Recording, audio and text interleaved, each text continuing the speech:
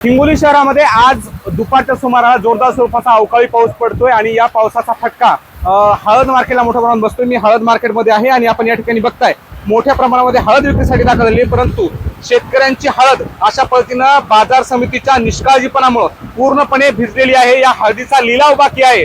शेतकरी मोठ्या मेहनतीने ही हळद शेतामध्ये पिकवतात, परंतु या ठिकाणी आपण बघताय जी हळद पोटच्या मुलाप्रमाणे जपलेली असती ती संपूर्णपणे हळद या ठिकाणी बाजार समितीच्या गलथान कारभारामुळे पूर्णपणे भिजलेली आहे।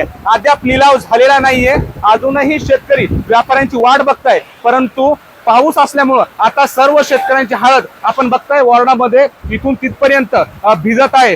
हळद भिजू नये यासाठी शेतकरी ताडपत्री स्वतःकडे असलेल्या गोण्या पिशव्या यांचा आधार घेत ही हळद झाकण्याचा प्रयत्न करतायत, परंतु पाऊस मोठ्या प्रमाणात आहे। आपण बघू शकता पाऊस सुद्धा मोठ्या प्रमाणात असल्यामुळे या ठिकाणी हळद भिजते आणि शेतकऱ्यांची जे दैना आहे ती आपल्या या ठिकाणी पाहायला मिळते। हळदीचा बचाव करण्यासाठी शेतकरी कशा पद्धतीने मेहनत करतायत, कशा पद्धतीने या ठिकाणी तारांबळ शेतकऱ्यांची होते ते पाहायला मिळते आणि यावरून एकच पाहायला मिळते की शेतकऱ्यांच्या या जी हाल होत आहे तर हळद भिजते शेतकऱ्यांची याकडे बाजार समितीचं मात्र पूर्णपणे दुर्लक्ष असल्याचं पाहायला मिळते।